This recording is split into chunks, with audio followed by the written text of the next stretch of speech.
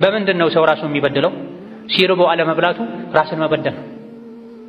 ከአቅም በላይ ስራ እየሰሩ ራስን መጉዳቱ ራስን መበደል ነው።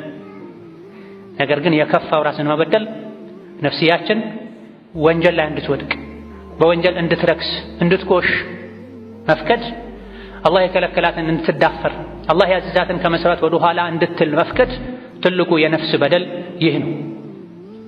ሰው ሌላ ሰው ሲበድለው አይፈቅድም፣ አይወድም። ተበደልኩ ይላል፣ ያዙኝ ልቀቁኝ ይላል፣ ፍርድ ቤት ይሮጣል፣ ፖሊስ ጣቢያ ይሄዳል።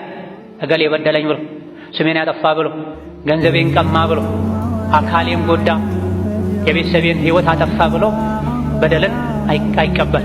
ተበደልኩ ብሎ እንቅልፍ ይርቀዋል። ፍትህ ለማግኘት ማያደርገው ሙከራ የለም።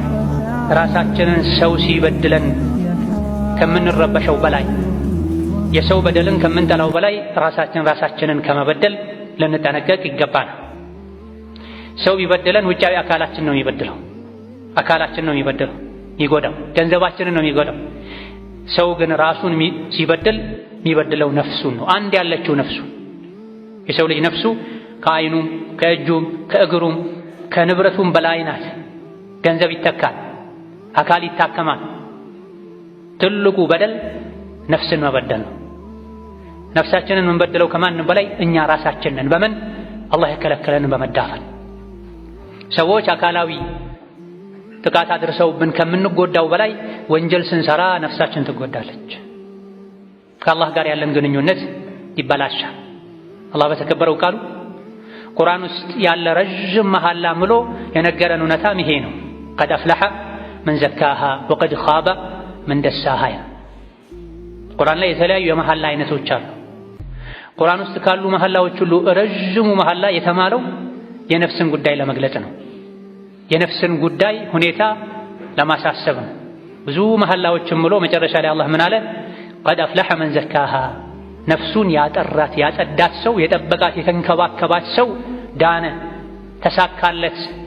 በተቃራኒው ደግሞ ነፍሱን ያቆሸሻት ያዋረዳት ሰው ደግሞ ከሰረ፣ አፈረ፣ ተዋረደ ይላል። ቁርአን ውስጥ ከፋቲሃ እስከ ሱረቱ ናስ በንቀራ ብናገላብጥ የነፍስን ጉዳይ ለመንገር ከተማለው የበለጠ ረዥም ተደጋጋሚ መሐላ የለም። አንድ መሐላ፣ ሁለት መሐላ፣ ሶስት መሐላ እናገኛለን ለአንድ ለትልቅ ጉዳይ ሁለት ሶስቴ ይምላል አላህ። ግን 10 አካባቢ መሐላዎችን ምሎ አላህ የነገረን ነገር ቢኖር ምንድነው? ነፍሱን ያጸዳት ሰው ዳነ፣ ትልቅ ሰው ሆነ፣ ያሰበው ተሳካለት። በተቃራኒው ደግሞ ነፍሱን ያቆሸሻት ያረከሳት ሰው ደግሞ ከሰረ፣ ተዋረደ ይላል። ነፍስ በምንድነው የምትቆሸው፣ የምታንሰው፣ የምትዋረደው? በወንጀል አላህን በማስቆጣት። ነፍስ በምንድነው የምትጠራው፣ የምትጸዳው፣ የምታድገው ከተባለ ደግሞ አላህን ተባረከ ወተዓላ በመታዘዝ መልእክተኛውን በመታዘዝ ኸይር ስራ በመስራት ከወንጀል በመራቅ። ስለዚህ በ12ቱም ወራት ዓመቱን ሙሉ እድሜ ልካችንን ማለት ከእናታችን ሆድ ወተን ከዱንያ ወተን ቀብር እስክንገባ ድረስ ወንጀልን ልንርቅ ልንጠነቀቅ ይገባል።